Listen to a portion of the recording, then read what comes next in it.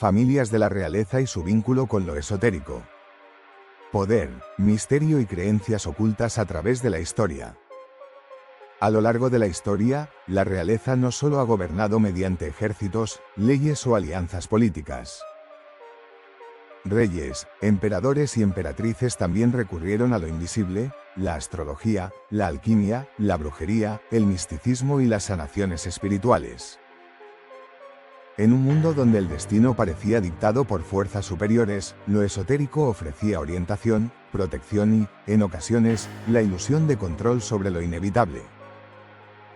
Desde los antiguos imperios hasta las monarquías modernas, estas prácticas coexistieron con religiones oficiales y avances científicos.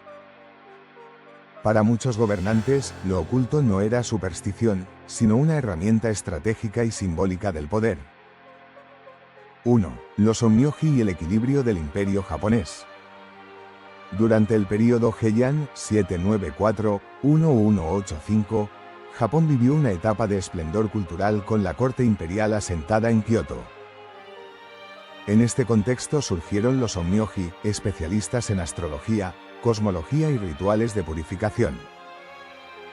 Su función era interpretar los designios del universo y aconsejar a los emperadores sobre fechas propicias para ceremonias, matrimonios, viajes o campañas políticas. El más célebre fue Abe no Seimei, quien sirvió a varios emperadores y se convirtió en una figura casi mítica. Se creía que podía comunicarse con espíritus y controlar fuerzas invisibles. Su legado persiste hasta hoy en el santuario Seimei de Kioto y en numerosas representaciones culturales, lo que demuestra la profunda influencia de lo esotérico en el poder imperial japonés. 2. Qin Shi Huang y la obsesión por la inmortalidad. En la China del siglo III a.C., el primer emperador, Qin Shi Huang, buscó desesperadamente vencer a la muerte.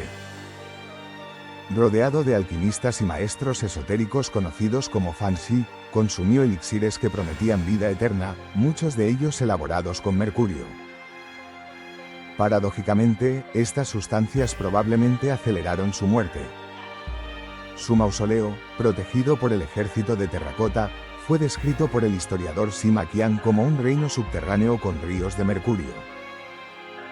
Estudios modernos han detectado altas concentraciones de este metal en la zona, lo que refuerza la idea de que el emperador llevó su fe en lo esotérico más allá de la vida misma. 3. Moctezuma II y los presagios del fin. En el Imperio Mexica, el poder político estaba estrechamente ligado a la interpretación de señales divinas. Antes de la llegada de los españoles, Moctezuma II recibió informes de presagios inquietantes, cometas en el cielo, templos que ardían sin causa aparente y visiones consideradas antinaturales. Estos fenómenos, registrados en fuentes indígenas como el Códice Florentino, fueron interpretados por sacerdotes y sabios como advertencias de un cambio profundo. Más que confundir a Cortés con un dios, Moctezuma actuó influido por un marco espiritual que condicionaba cada decisión del poder. 4. Catalina de Medici y los astros del destino.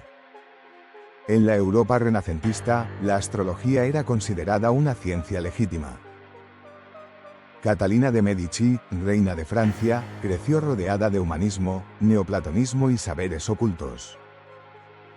En medio de las guerras de religión entre católicos y hugonotes, recurrió a astrólogos como Cosimo Ruggeri y consultó a Nostradamus para elaborar horóscopos de sus hijos.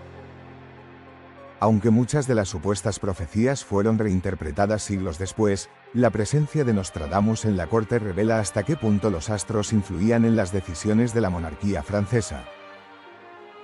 5. Solimán el Magnífico y las señales del cielo. En el Imperio Otomano, la astrología también jugaba un papel clave. Durante el reinado de Solimán el Magnífico, los astrólogos de la corte analizaban eclipses y alineaciones planetarias antes de campañas militares. La postergación de una ofensiva contra los safávidas persas, posiblemente vinculada a un eclipse desfavorable, demuestra cómo incluso uno de los gobernantes más poderosos del siglo XVI atendía a los presagios celestes. Al año siguiente, bajo condiciones más favorables, el sultán encabezó personalmente el ejército y tomó Bagdad en 1534, fortaleciendo la presencia otomana en la región. 6. Rodolfo II y la alquimia del poder. El emperador Rodolfo II de Habsburgo convirtió Praga en un centro europeo del ocultismo. Alquimistas, astrólogos y místicos acudieron a su corte con la promesa de revelar secretos divinos. Entre ellos destacaron John Dee y Edward Kelly, quienes afirmaban comunicarse con ángeles y poseer conocimientos sobre la piedra filosofal. Aunque muchas de estas promesas nunca se cumplieron, Rodolfo II creyó firmemente que el conocimiento oculto podía fortalecer su autoridad y asegurar su legado. 7. Veneno, brujería y escándalo en la corte del Rey Sol. En la Francia de Luis XIV, el Affaire de Poison reveló una red de adivinación, venenos y rituales ocultistas. Catherine de Salles, conocida como la Voisin, suministraba talismanes y polvos de sucesión a miembros de la nobleza. Bajo tortura, implicó a figuras cercanas al rey, incluyendo a Madame de Montespan. Aunque nunca se presentaron pruebas concluyentes, el escándalo evidenció el temor de la corte a las fuerzas ocultas y el poder que se les atribuía. 8. La reina Victoria y los ecos del más allá. Tras la muerte de su esposo Alberto, la reina Victoria cayó en un profundo duelo. En cartas y diarios expresó sentir su presencia espiritual, una creencia acorde con el auge del espiritismo en la Inglaterra victoriana. Aunque no hay pruebas de que participara en sesiones formales, su relación con lo espiritual formó parte de su proceso personal de pérdida. 9. Rasputín y el destino de los Romanov. En la Rusia imperial, la desesperación llevó a la zarina Alexandra a confiar en Grigori Rasputín, un místico que parecía aliviar los síntomas de la hemofilia del zarevich Alexei. Su influencia en la familia imperial provocó desconfianza y escándalo, debilitando aún más a la monarquía en vísperas de la Revolución de 1917. 10. Espiritualidad en la realeza contemporánea. La relación entre realeza y esoterismo no pertenece solo al pasado. Diana de Gales buscó sanadores, astrólogos y médiums como parte de su búsqueda personal, mientras que Marta Luisa de Noruega ha declarado comunicarse con ángeles y promueve prácticas espirituales alternativas, generando debate público. Cuando el poder busca lo invisible.